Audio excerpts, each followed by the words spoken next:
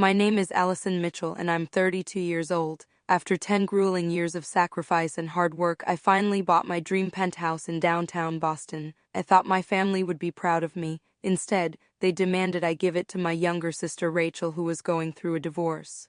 I never thought my own father would slap me across the face in my own home over something I bought with my own money. Before I continue my story, let me know where you're watching from in the comments. And don't forget to hit that like and subscribe button if you've ever had to stand your ground against family pressure.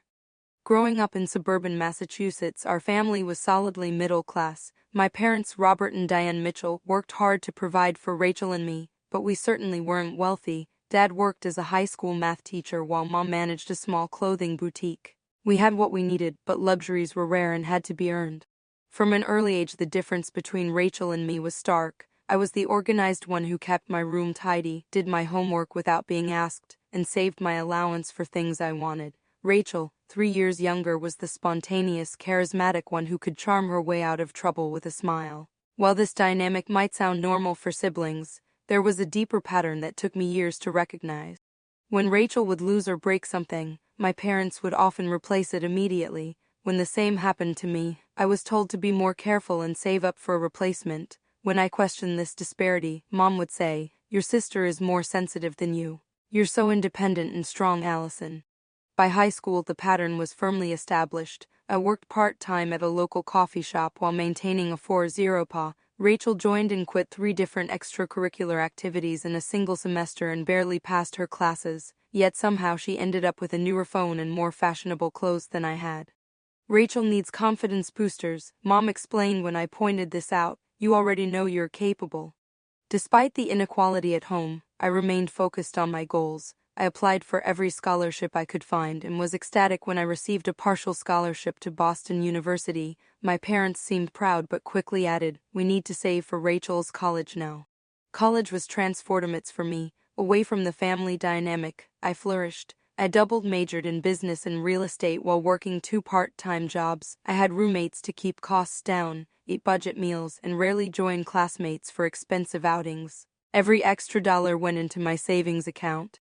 Meanwhile, Rachel attended 3 different colleges in 4 years, never completing a degree. Each time she quit, there was a different excuse. The professors didn't understand her learning style, the campus culture wasn't a good fit, or she needed to find herself. My parents paid for each fresh start without question.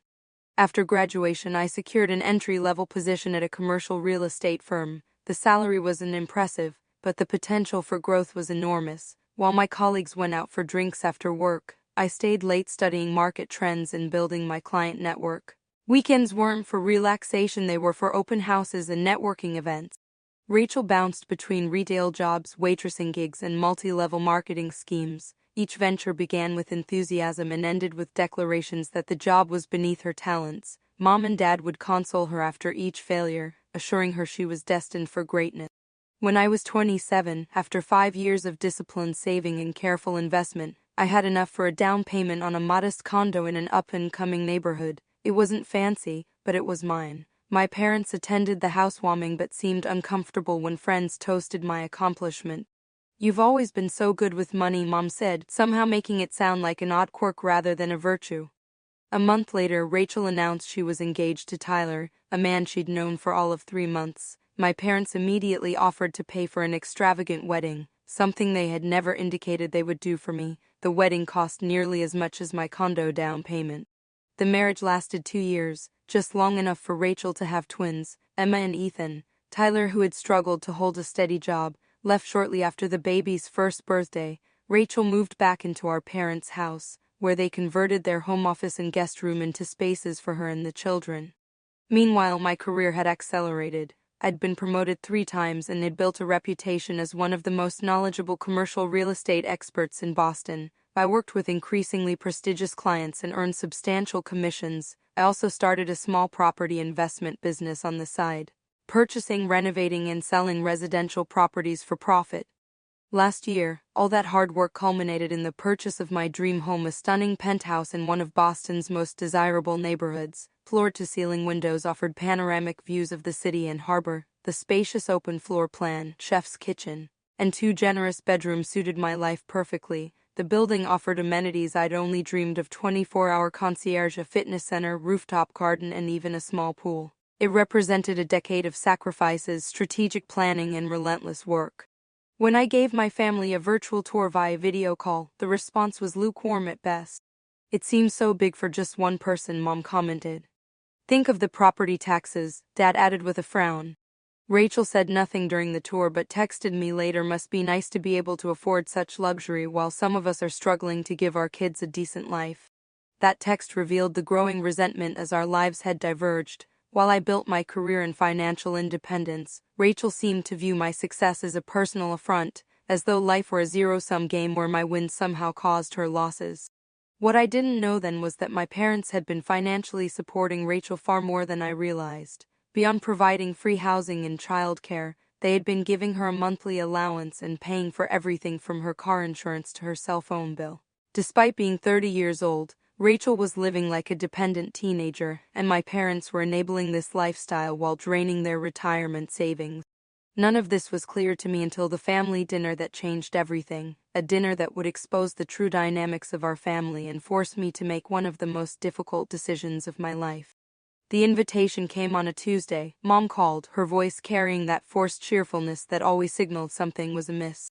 "Allison, honey, we're having a family dinner this Friday. Dad's making his famous pot roast. Can you come?" Something felt off. Our family rarely had formal dinners unless it was a holiday or celebration. "What's the occasion?" I asked. "Does there need to be an occasion for family to gather?" Mom replied, a defensive edge in her voice. I checked my calendar. I had plans with my friend Jessica, but something told me I shouldn't miss this dinner. "Sure, Mom, what time?" 6 o'clock, and Allison, wear something nice." That last request raised my suspicions further. Wear something nice for a family pot roast? Friday evening arrived, and I pulled into my parents' driveway in the same suburban home where I'd grown up. Rachel's car was already there, which was unusual. She typically ran late to everything. I smoothed down my silk blouse, took a deep breath, and rang the doorbell. Mom answered, pulling me into a hug that lasted a beat too long. Inside, the dining room table was formally set with the good china, definitely not typical for a family dinner. Dad was in the kitchen fussing over his pot roast, while Rachel sat on the couch scrolling through her phone. She barely looked up when I entered. "Allison, you look lovely," Mom said, ushering me toward the living room. "Can I get you a glass of wine?" "Sure," I replied, noticing that Rachel already had a glass, nearly empty. The pre-dinner conversation was strained. Dad talked about school politics. Mom showed me recent photos of the twins who were spending the night with Tyler's parents, and Rachel remained unusually quiet. No one asked about my work or life, which was strange since Mom typically peppered me with questions. When we finally sat down to eat, the tension was palpable. Dad served the food in silence while Mom fussed with the napkins. Rachel kept darting glances between our parents, as if waiting for something. We were halfway through the main course when Dad cleared his throat. "Allison, we wanted to talk to you about something important," he began, setting down his fork. "As you know, Rachel has been going through a difficult time since the divorce." I nodded cautiously, taking a sip of wine. "The twins need stability," Mom continued. "A good environment. They're at such a formative age." "I agree," I said slowly, unsure where this was heading. Dad and Mom exchanged glances before Dad continued. "We've been thinking about solutions, and we believe we've found one that would help everyone." Rachel suddenly became very interested in her plate, pushing food around without eating. "We think it would be best if you let Rachel and the twins move into your penthouse," Mom said in a rush. The words hung in the air as I struggled to process them. Surely I had misheard. "I'm sorry, what?" I finally managed. "It would just be temporary," Dad added quickly, "until Rachel gets back on her feet." "Your place has so much space," Mom continued, her words tumbling out. "2 bedrooms, that beautiful open living area. The kids would love it, and the building has such wonderful amenities." "And what about me?" I asked, my voice surprisingly steady despite the shock. "Where would I live in this scenario?" "Well," Mom looked at Dad for support. "We thought you could move into Rachel's apartment temporarily. It's small, but you're just one person and you're so busy with work anyway." "Wait," I interrupted. "Rachel has an apartment? I thought she was living here with you." An uncomfortable silence fell over the table. Rachel shot an accusatory look at our parents. "We helped Rachel get a small apartment about 6 months ago," Dad admitted, "but it's really not suitable for the children. It's in a questionable neighborhood and there's no yard for them to play in." I set my fork down, trying to process this new information. So let me get this straight. You want me to give up my penthouse, which I saved for 10 years to afford, and move into Rachel's apartment so she and the twins can live in my place? When you put it that way, it sounds so transactional, Mom sighed. We're talking about family, Allison, your niece and nephew. I love Emma and Ethan, I said carefully, but what you're asking is completely unreasonable. I purchased that penthouse with my own money after years of hard work. It's always about money with you, isn't it? Rachel finally spoke, her tone bitter. Some of us have had real struggles, Allison. Some of us have children to consider. I understand you're going through a difficult time, I replied, maintaining my composure, but that doesn't entitle you to my home. I'd be happy to help you find a suitable apartment in a better neighborhood. I could even help with the security deposit. We don't need your charity, Rachel snapped. But you need my penthouse, I countered. Girls, please, Mom interjected. Allison, try to see this from your sister's perspective. The twins need space to grow. They need a safe, stable environment. Your sister is a single mother doing her best. And I'm sympathetic to that, I said, but giving up my home isn't a reasonable solution. I could help Rachel find a job in my industry. The pay and benefits would be excellent. I'm not interested in real estate, Rachel interrupted. What are you interested in, Rachel? I asked, frustration finally creeping into my voice. Because from what I can see, you've been interested in letting Mom and Dad support you indefinitely. Rachel's eyes filled with tears. Right on cue, I thought cynically. How dare you, she said, voice quavering. I have 2 children to raise alone. You have no idea what that's like. You only have yourself to worry about. You've always been selfish, but this is low even for you. Family should come first, Allison, Dad said sternly. Your sister needs help. And I've offered help, I replied. Reasonable help that doesn't involve giving up my home. It's just a material possession, Mom said dismissively. You can always buy another place. I stared at her, dumbfounded by the callousness of that statement. Just a material possession, as if the decade of sacrifices I'd made to afford it meant nothing. I think this dinner is over, I said quietly, placing my napkin beside my plate and standing. Allison, don't be dramatic, Dad sighed. I'm not being dramatic, I'm setting a boundary. My penthouse is not available. I'm happy to help Rachel in other ways, but that's my final word on the subject.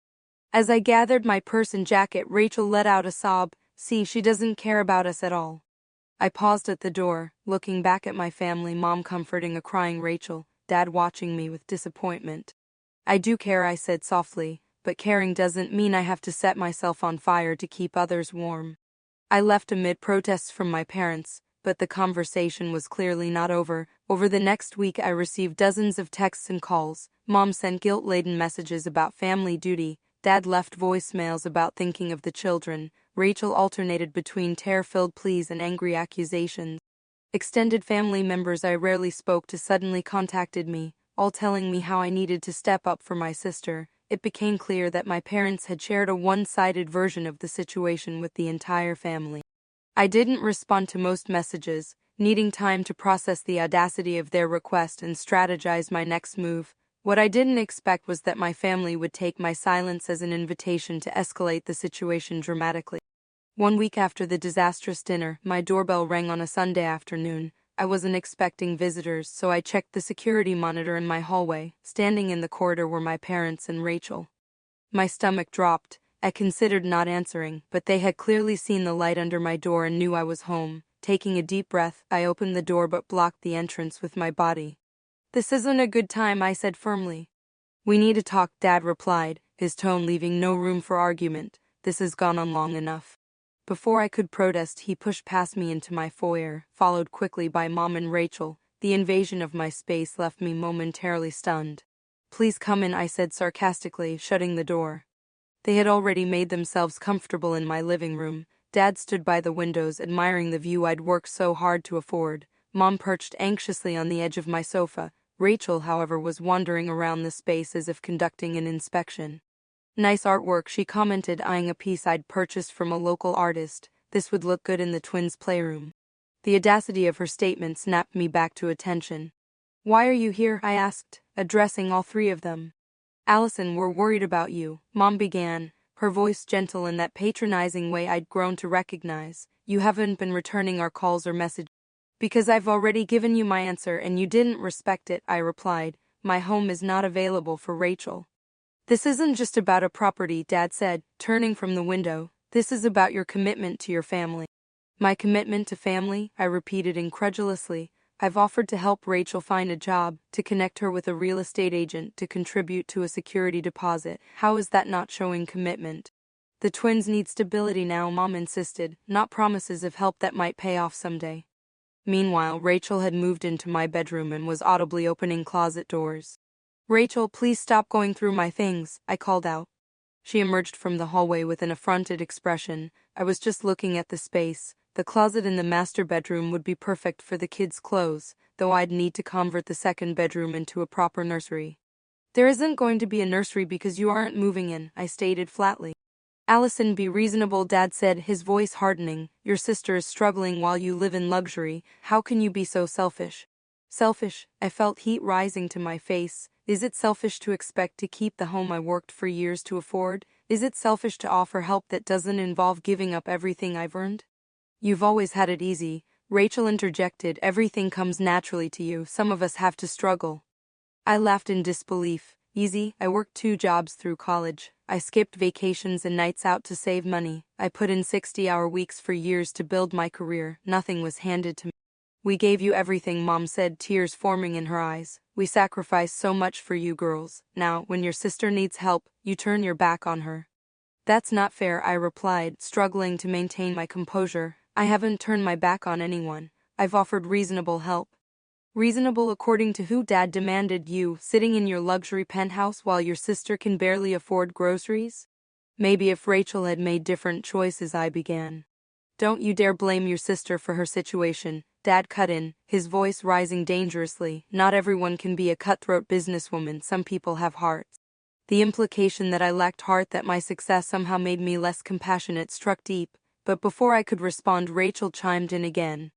I've already told the twins about their new home, she said casually. Ethan is so excited about the building's pool. I stared at her aghast. You told them they were moving here, before even discussing it with me properly? We tried discussing it, Mom said. You shut down the conversation. Because your idea of discussion was announcing that I should give up my home, I exclaimed, my patience wearing dangerously thin. Enough, Dad shouted, silencing the room. He stepped toward me, his face flushed with anger. I've had it with your attitude, Allison. You've become materialistic and cold. The daughter we raised would never let her sister and her children struggle while living in such excess. The daughter you raised, I said quietly, learned to work hard for what she wanted because that's what you expected from me, but not from Rachel, never from your precious Rachel. How dare you? Dad's voice dropped to a dangerous whisper. After everything we've done for you. What exactly have you done for me, Dad? I asked, meeting his gaze steadily. You paid for Rachel's education all 3 attempts, you funded her lavish wedding, you've supported her financially as an adult. What comparable support have you offered me? We raised you to be independent, he said defensively. No, you held me to a different standard, I corrected him. You expected me to be independent while coddling Rachel, and now you expect me to give up my home to continue that pattern. You're twisting things, Mom interjected. We've always been fair. Fair? I couldn't help but laugh. You helped Rachel buy her last house, didn't you? But you expected me to do it on my own because I was so good with money. How is that fair? A telling silence fell over the room. Rachel looked away, confirming my suspicion. I earned everything I have, I said firmly. I've offered to help Rachel in ways that are actually sustainable, not by giving her a temporary handout that solves nothing in the long term, and I won't apologize for that. Dad's face had turned an alarming shade of red. You've become selfish and ungrateful, he spat. I don't even recognize you anymore. I recognize myself perfectly well, I replied calmly. I'm someone who values herself enough not to be manipulated or bullied, even by family. What happened next occurred so quickly I barely had time to register it. Dad stepped forward, his hand raised, and before I could react he slapped me hard across the face. The sound echoed through the penthouse like a gunshot. My cheek burned, and tears sprang involuntarily to my eyes. For a moment no one moved or spoke. Mom gasped, her hand covering her mouth. Dad looked momentarily shocked by his own action. And Rachel? When I turned to look at her, I caught the ghost of a satisfied smirk before she arranged her features into an expression of concern. In that moment, with perfect clarity, I saw my family for what they truly were. The pain in my cheek was nothing compared to the ache in my heart. Get out, I said, my voice low but steady. All of you, get out of my home right now. Allison, your father didn't mean, Mom began. Get out, I repeated, moving to open the front door, or I will call security and have you removed. This is how you treat family? Dad asked, the shock on his face replaced by self-righteousness. After everything. Family doesn't demand that you give up your home, I interrupted. Family doesn't manipulate and guilt you, and family certainly doesn't hate you when you stand up for yourself.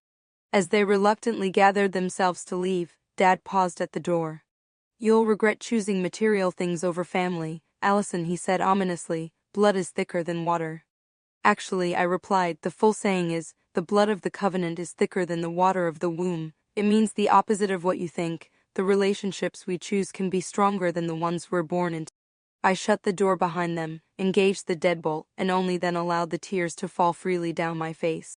The sound of the deadbolt engaging echoed in my empty penthouse. For several minutes I stood frozen in the entryway, my hand pressed against my burning cheek, struggling to process what had just happened. My own father had slapped me, in my own home, over my refusal to give up that very home to my sister. I moved mechanically to the kitchen, filled a glass with water and pressed it against my face. The cool sensation provided momentary relief for the physical pain, but did nothing for the emotional turmoil brewing inside me. My phone buzzed, a text from Mom. Your father is very sorry. Please call us when you've calmed down. No acknowledgement that what he did was wrong, no real apology, just an expectation that I would calm down and things would go back to normal. Another text followed quickly. Think of the children, Allison. They're innocent in all this. The manipulation was so transparent it would have been laughable if it weren't so painful. Using Emma and Ethan as emotional leverage was a new low. I silenced my phone and sank onto my couch, the same spot where Mom had sat minutes earlier. The magnificent view of Boston's skyline, usually a source of pride and accomplishment, now seemed to mock me. What good was success if the people who should celebrate it most saw it only as a resource to be claimed? The tears came then, hot and unrelenting. Years of unprocessed hurt poured out as I sobbed into a decorative pillow, not wanting neighbors to hear through the walls. I cried for the little girl who had always tried so hard to please her parents, for the teenager who accepted that she would never receive the same indulgence as her sister, for the adult who had achieved remarkable success only to have it diminished and coveted by the people who should have been proudest. When the storm of emotion finally subsided, I felt hollow, drained. My phone showed 7 missed calls and 16 text messages, all from family members. I couldn't face any of them. Instead, I called Jessica, my best friend since college and the only person who truly understood the dynamics of my family. Hey Allie, what's up? Her cheerful voice answered. Jess, I managed before my voice cracked. What happened? Her tone immediately shifted to concern. The story spilled out in a rush: the dinner, the week of harassment, today's ambush, and the slap that had shattered any illusions I still harbored about my family. He hit you? Jessica's voice rose in outrage. Your dad actually hit you? Yes, I whispered, the reality of it still shocking. I'm coming over, she said firmly. Don't argue, I'll bring wine and takeout. You shouldn't be alone right now. An hour later, Jessica sat beside me on my couch, refilling my glass with Pinot Noir as I picked at pad thai. I keep thinking I must have done something to deserve this, I admitted, hating how small my voice sounded. Stop that right now, Jessica said firmly. Nothing justifies what they did, nothing. But maybe I am selfish, I continued. Maybe a better person would just let Rachel have the penthouse. Jessica set down her wine glass with a decisive clink. Allison Mitchell, look at me. I raised my eyes reluctantly. You are one of the most generous people I know. You donate to charity. You mentor young women in business. You offered to help your sister in multiple meaningful ways, but generosity has limits, and yours were reasonable. Then why do I feel so guilty? Because they've programmed you to feel guilty for having boundaries, she replied. It's like they installed buttons in you as a child, and now they know exactly which ones to push. The analogy struck home. Throughout my childhood, my wants and needs had always been secondary to Rachel's. When I expressed disappointment or hurt, I was reminded of how strong and independent I was. Code for your feelings don't matter as much. I couldn't sleep last night, I confessed. I kept replaying childhood memories, seeing patterns I never noticed before. Like what? Jessica prompted gently. Like how my academic achievements were expected, while Rachel's C grades were celebrated because she tried her best. Or how I saved for months to buy a prom dress while Mom took Rachel shopping for multiple options without question. Even in college, when I was working 2 jobs, they never offered help, but they paid Rachel's rent when she dropped out. Jessica nodded. Classic golden child and scapegoat dynamic. What? It's a term in family psychology. The golden child can do no wrong and receives disproportionate praise and resources. The scapegoat bears unreasonable responsibility and blame. It's common in dysfunctional families. The concept resonated painfully, so it's not just in my head, this is a real thing? Very real, Jessica confirmed, and the fact that you've achieved so much despite being cast as the scapegoat is remarkable, Allie. The validation felt like a weight lifting. For years I'd questioned my perceptions, wondering if I was overreacting or being too sensitive. Having an outside perspective and a name for what I'd experienced was surprisingly powerful. The next morning I woke with swollen eyes and a clearer mind. I made coffee and opened my laptop, intending to catch up on work emails. Instead, I found myself searching family scapegoat syndrome and falling down a rabbit hole of information that described my experience with unsettling accuracy. I read about differential treatment between siblings, the emotional toll of constantly having to earn love that was freely given to others, and the common outcome high-achieving scapegoats who seek validation through success, while golden children often struggle with dependency and entitlement. It was as if someone had written a manual about my family. My work suffered that week. I found myself staring blankly at spreadsheets, replaying the confrontation in my mind and jumping whenever my phone rang. My boss, Margaret, noticed my distraction during a client meeting and pulled me aside afterward. "Everything okay, Allison? You're not yourself?" I gave her a sanitized version of the family conflict, leaving out the physical assault. "Take a few personal days," she suggested kindly. "Family issues can be more draining than we realize. The Richardson proposal can wait until Monday." I gratefully accepted her offer and used the time to continue my research and self-reflection. I also consulted with a therapist, Dr. Nelson, who specialized in family dynamics. During our first session, I worried I was overreacting. "My sister has kids to consider," I explained. "Am I being selfish for not helping more?" Dr. Nelson leaned forward. "Allison, there's a difference between helping and enabling. From what you've described, your parents have enabled your sister's dependency for years. Your refusal to participate in that pattern isn't selfish, it's healthy." Meanwhile, the flood of guilt-tripping messages continued. Aunt Patricia, who I saw maybe once a year at holidays, called to express her disappointment in my lack of family values. Uncle Greg sent an email reminding me that family is all we have in the end. Cousins I barely spoke to posted passive-aggressive social media comments about privilege and remembering where you came from. It became clear my parents had mobilized the entire extended family against me. What wasn't clear was why they were so determined to get my penthouse for Rachel. If they truly wanted to help her, there were far more reasonable solutions. The answer came from an unexpected source. My cousin Emma, not to be confused with my niece of the same name, called me directly. "I'm not taking sides," she began, "but you should know Rachel and the kids went to Miami for 2 weeks last month. She posted all these beach photos in a private family group you're not in. She doesn't seem to be struggling the way your parents claim." The revelation struck like lightning. I thanked Emma for her honesty and immediately began investigating. Through mutual connections and some social media digging, I discovered that not only had Rachel taken this luxury vacation, but my parents had funded it, the same parents who claimed she could barely afford groceries. Further research revealed that Rachel wasn't working because she didn't want to, not because she couldn't find employment. She had turned down multiple job offers, including a well-paying administrative position at my father's school, preferring to live off my parents' generosity while complaining about her circumstances. The most shocking discovery came when a friend in banking mentioned seeing Rachel at a mortgage consultation. She wasn't looking for a modest apartment, she was exploring options for purchasing a house in one of Boston's most expensive suburbs, a house she couldn't possibly afford on her own. The pieces suddenly fell into place. My parents hadn't been able to help Rachel buy the house she wanted, likely because they'd drained their resources supporting her lifestyle, so they had concocted this plan to get my penthouse for her instead. The realization cemented my resolve. This wasn't about helping a struggling single mother. This was about maintaining a dysfunctional family system at my expense, and I refused to be sacrificed on that altar any longer. The weight of my discoveries pressed heavily on my shoulders, but also provided clarity. This wasn't a misunderstanding or a temporary family squabble, it was a systematic pattern of manipulation and favoritism that had shaped our family dynamics for decades. Armed with this understanding, I knew I needed professional help to navigate the situation. At my next session with Dr. Nelson, I shared everything I'd learned. This validates your experience, she said, but more importantly, it confirms that your instinct to protect your boundaries was correct. What do I do now? I asked. First, recognize that you can't change them, she replied. You can only change how you respond. Setting clear boundaries is essential.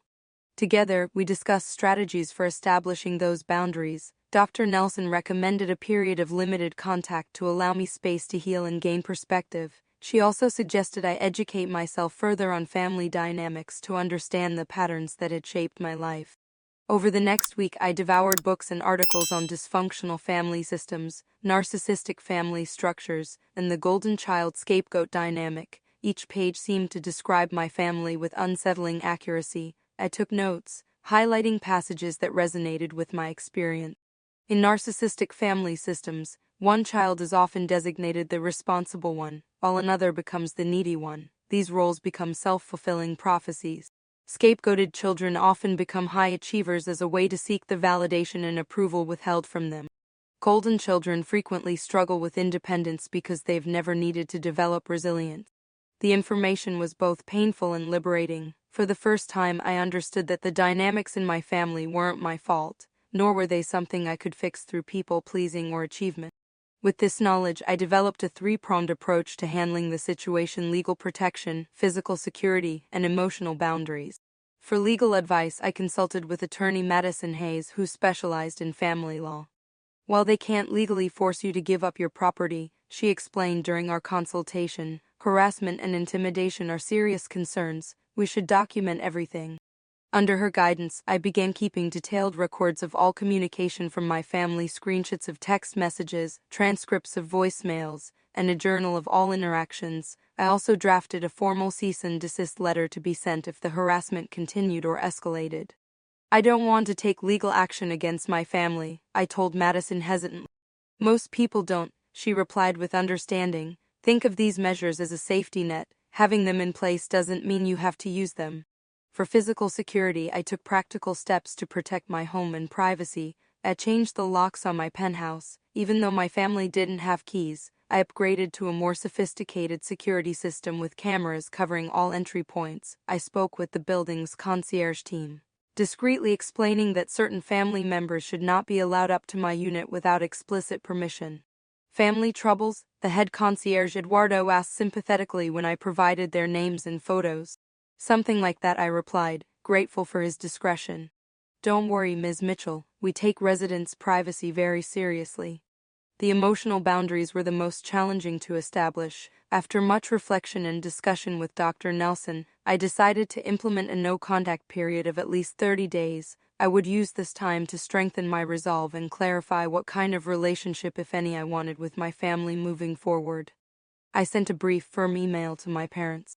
I need space to process recent events. I will not be in contact for at least 30 days. Please respect this boundary by not calling, texting, or coming to my home or workplace. I will reach out when I'm ready to talk. I sent similar messages to Rachel and any extended family members who had been involved in the pressure campaign. Then I blocked their numbers on my phone, muted them on social media, and filtered their emails to a separate folder I would check only when emotionally prepared. The silence was strange at first, alternately peaceful and unnerving. For years my phone had buzzed with family demands and drama. Now that background noise was gone, leaving me with thoughts and feelings I'd been too busy to process. I leaned on my support network during this time. Jessica checked in regularly, often bringing dinner and providing a sympathetic ear. My colleague Marcus, who had gone through a similar family estrangement, offered practical advice and reassurance that the guilt would eventually fade. My neighbor Diane, a retired psychologist, recommended additional readings and resources. 1 week into the no-contact period, Jessica spotted Rachel outside my building, apparently trying to talk her way past security. Eduardo wouldn't let her up, Jessica reported after texting me a warning. She made quite a scene, saying she needed to check on you because you weren't answering your phone. He told her he could take a message but couldn't allow unauthorized visitors. The incident prompted me to install additional security cameras inside my apartment, capturing the entryway and main living areas. It felt extreme, but Madison had warned me that family members who couldn't respect boundaries sometimes resorted to extreme measures themselves. Document everything, she reminded me. If they escalate to stalking or harassment, we'll need evidence. Meanwhile, I continued discovering unsettling information about my family's behavior. A mutual friend reluctantly admitted that my parents had been telling people I had promised Rachel she could have the penthouse, painting me as someone who had cruelly reneged on a commitment. "They're saying you got cold feet after telling Rachel she could move in," the friend explained uncomfortably. "That's why she told the twins about it, because you had already agreed." The blatant lie stunned me. I had never at any point indicated I would give up my home. The fact that my parents would fabricate such a story to villainize me to our social circle was a new level of manipulation.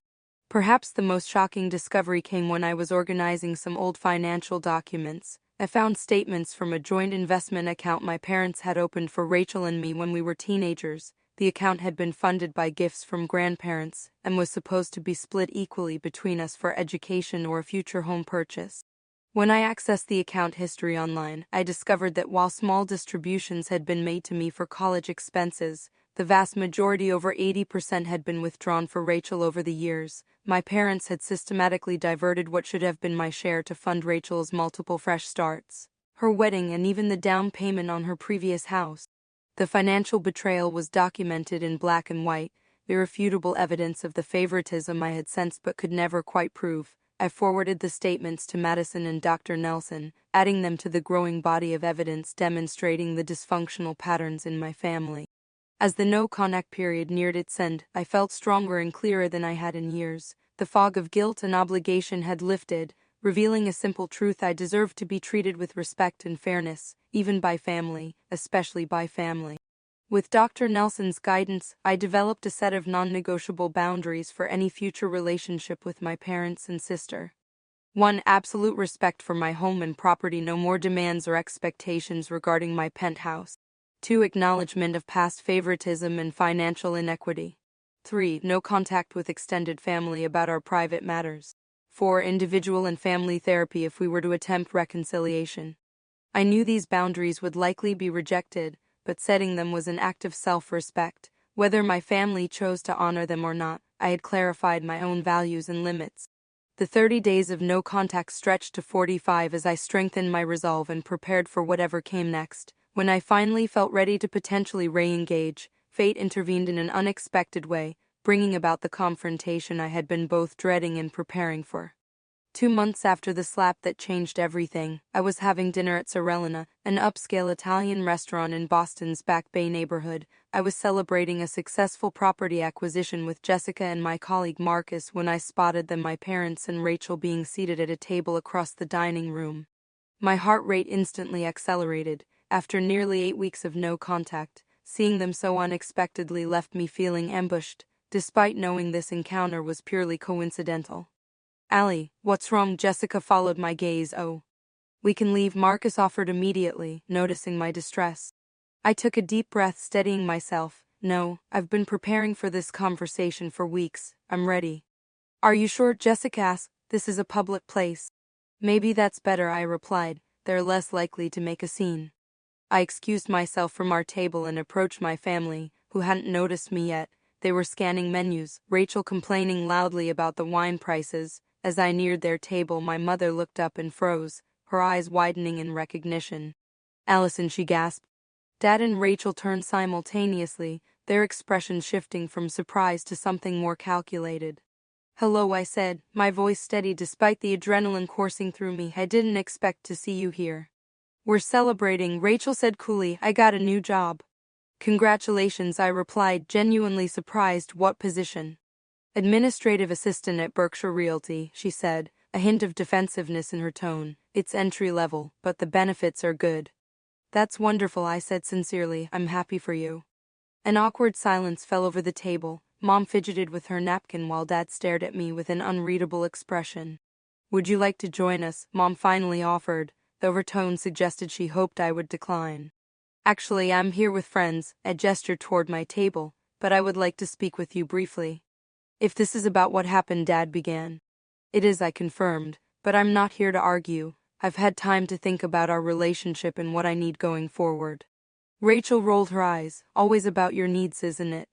In the past, that comment would have stung or provoked me. Now, having recognized the pattern, I simply acknowledged it for what it was: another attempt to cast me as selfish for having boundaries. I've prepared something I'd like to say, I continued calmly. Would you be willing to listen? Mom nodded hesitantly. Dad crossed his arms but didn't object. Rachel sighed dramatically but remained silent. For most of my life, I began, there's been a pattern in our family. Rachel's needs and wants have consistently been prioritized over mine. When I've achieved success, it's been diminished or taken for granted. When I've set boundaries, I've been labeled selfish. That's not true, Mom started.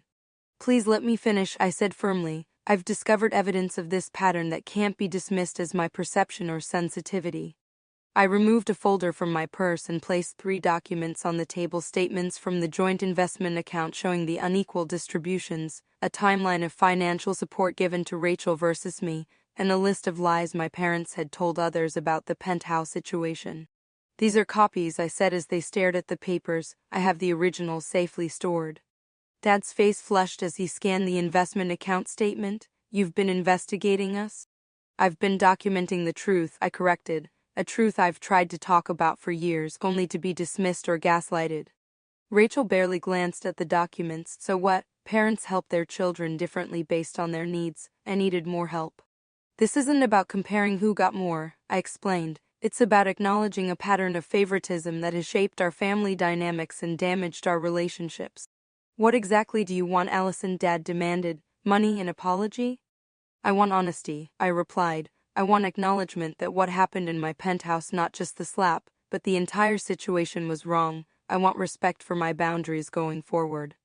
And if we don't agree to your terms, he challenged, then we won't have a relationship, I said simply. I love you all, but I won't participate in a dynamic that diminishes me. The statement hung in the air between us. Mama's eyes filled with tears, but for once, I didn't feel compelled to comfort her or retract my words to ease her discomfort. You'd cut us off, she whispered. Your own family?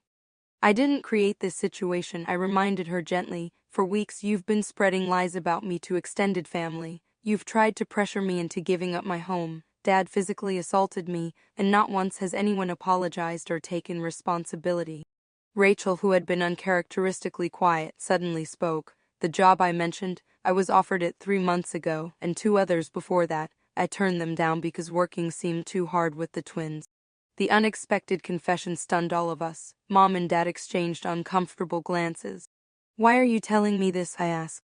Because you're right, Rachel admitted reluctantly. About some of it anyway. I've expected everyone to solve my problems for me. It was easier than actually trying. Her acknowledgement, however partial, created a crack in the family's united front. Mom sagged in her chair, suddenly looking older and tired. We may have favored Rachel in some ways, she conceded. We never meant to hurt you, Allison. We just thought you were more capable, more independent. Being capable doesn't mean I didn't need support or acknowledgement, I replied. It doesn't make it fair that family resources were disproportionately directed to Rachel. Dad remained silent, his jaw tight, clearly struggling with the confrontation of evidence he couldn't dismiss. What happened to your face that day was inexcusable, Mom continued, glancing nervously at Dad. There's no justification for that, none. Dad finally spoke, his voice uncharacteristically subdued. I've never struck anyone before. I don't know what came over me. He couldn't quite meet my eyes. I was wrong, completely wrong. It wasn't a full apology, but it was an acknowledgement, something I hadn't expected to receive, especially not in this setting. I appreciate that, I said carefully. Here's what I propose moving forward. I'm willing to have a relationship with all of you, but it must be based on mutual respect. I've written down my boundaries. I placed another document on the table. These aren't negotiable. The list included no more discussion of my penthouse or financial assets, no sharing family conflicts with extended relatives, acknowledgement of past favoritism, and a commitment to family therapy if we wanted to rebuild trust. I'm also willing to help Rachel in ways that promote her independence rather than dependency, I added. I can connect her with job opportunities, financial advisors, and resources for single parents, but I won't enable patterns that ultimately harm her growth. Rachel looked surprisingly thoughtful. The job is actually good, she admitted. The twins are happier now that they're in daycare part-time, and I kind of like having something that's mine. It was the most mature statement I'd ever heard from my sister. Perhaps facing reality without our parents' constant buffering was already having a positive effect. Dad picked up the boundary document, reading it carefully. You really want family therapy, airing all our dirty laundry to a stranger? It's not about laundry airing, I explained. It's about having a neutral third party help us establish healthier patterns of communication. I'll think about it, he said, which was more openness than I'd anticipated.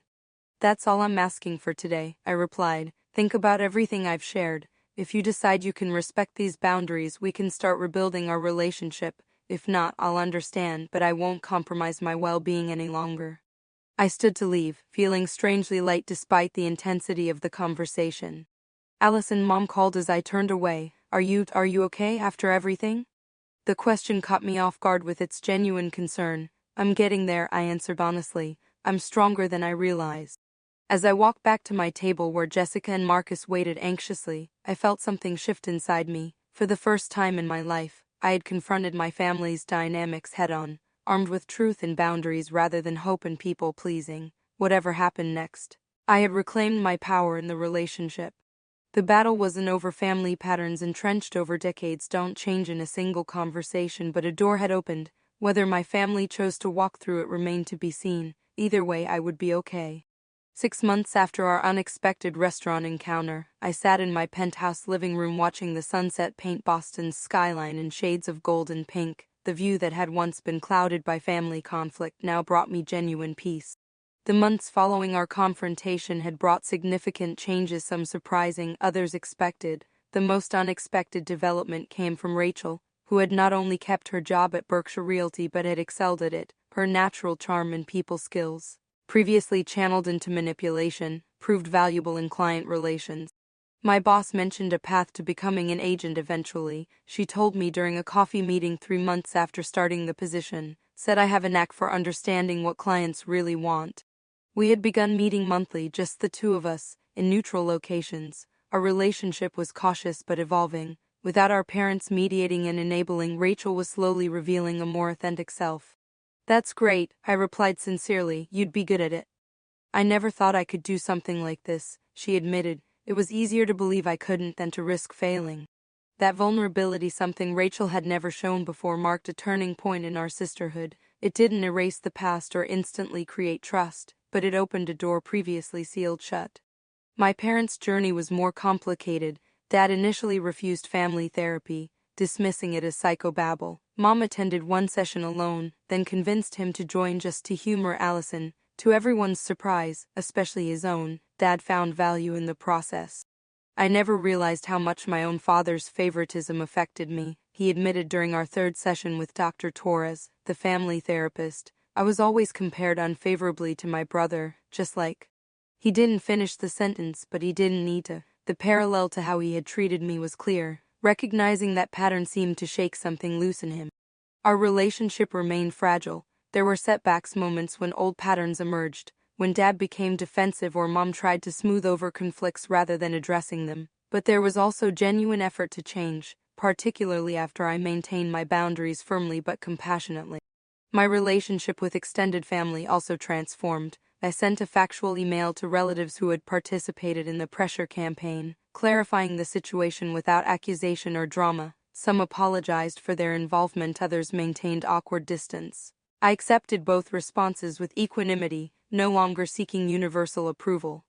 The most profound changes, however, occurred within me. The painful experience had forced me to examine long-standing beliefs about my worth and my place in the family. Through continued therapy with Dr. Nelson, I recognized how much of my drive for success had been fueled by a desire to prove my value, to earn the love and approval that should have been freely given. Achievement is still important to me, I explained during one session, but now it's about what I want, not what might finally make them proud. That's significant progress, Dr. Nelson noted. When we work for our own satisfaction rather than external validation, we often find more genuine fulfillment. She was right. My career continued to thrive, but with a different energy. I became more selective about projects, prioritizing those that aligned with my values rather than just adding to my portfolio. I took my first real vacation in years, 2 weeks in Portugal, where I disconnected completely from work and family obligations. The healing process wasn't linear. There were days when grief overwhelmed me, mourning the childhood I deserved but didn't have, the unconditional parental love I had always craved. On those days, I allowed myself to feel the pain rather than burying it beneath work or rationalization. My support network proved invaluable during this journey. Jessica remained my steadfast confidant, celebrating progress and providing perspective during setbacks. My friendship with cousin Emma deepened after she confessed to experiencing similar treatment from her parents. We formed a mini support group, helping each other navigate family events with healthy boundaries. I also expanded my circle beyond family connections. I joined a book club, volunteered at a women's business mentorship program, and took cooking classes, activities I had previously considered indulgent given my work schedule. Through these experiences, I built connections based on shared interests rather than obligation or history. "You've created a chosen family," Dr. Nelson observed when I described these relationships. "Is that strange?" I asked, "to need more than the family I was born into?" "Not at all," she assured me. "Many people find their most nourishing relationships outside their family of origin. It doesn't diminish blood ties, it supplements them." That perspective helped me approach family relationships with more realistic expectations, and no longer looked to my parents for the validation I had sought for decades. Instead, I accepted the love they were capable of offering while setting boundaries around behaviors that remained harmful. On a crisp autumn evening, my doorbell rang unexpectedly. I checked the security monitor to find Rachel standing alone in the hallway, looking uncharacteristically nervous. I buzzed her up, curious about this unannounced visit. "Sorry to drop by without calling," she said when I opened the door. "I was in the neighborhood," and she trailed off, clearly having rehearsed an excuse. "It's fine," I assured her. "Come in." She entered hesitantly, glancing around the penthouse she had once felt entitled to claim. Her demeanor couldn't have been more different from her previous entitled inspection of the space. "I've been thinking a lot," she began, declining my offer of tea, "about everything that happened, about who I've been." I waited, giving her space to continue. "I wasn't a good sister to you," she said finally. "I was jealous of your success, your independence. It was easier to resent you than to admit I wasn't living up to my potential." The admission stunned me. In all our recent interactions, we had carefully avoided directly addressing the penthouse incident. "I appreciate you saying that," I replied. "The job you helped me get, it's changed everything," she continued. "Having my own money, making my own decisions. I never realized how dependent I'd become on Mom and Dad, how much of myself I'd given up." "I'm genuinely happy for you," I told her. "The twins ask about you," she said, changing subjects abruptly. "They miss their aunt." The mention of Emma and Ethan tugged at my heart. Despite everything, I loved my niece and nephew. I had maintained occasional contact with them through video calls, but had been careful not to get pulled into family dynamics through them. "I miss them too," I admitted. "Would you consider coming to Ethan's birthday next month? It would mean a lot to him, to all of us." I hesitated, weighing the invitation. 6 months ago I might have seen this as a manipulation tactic. Now I could recognize it as an olive branch. "I'd like that," I said finally. "Thank you for asking." Rachel nodded, visibly relieved. As she prepared to leave, she paused by the door. "Your boundaries, they forced me to grow up," she acknowledged. "It wasn't easy, but thank you for not giving in." After she left, I stood by the windows, reflecting on the journey of the past months. The family landscape had shifted in ways I couldn't have predicted. We weren't a perfect family, far from it, but we were slowly building something more authentic than the dysfunction we had maintained for decades. I thought about the slap that had catalyzed this transformation. What my father had intended as an act of dominance had instead broken the spell of obligation that had bound me to unhealthy patterns. Sometimes standing your ground isn't just about keeping what's yours, it's about claiming your worth.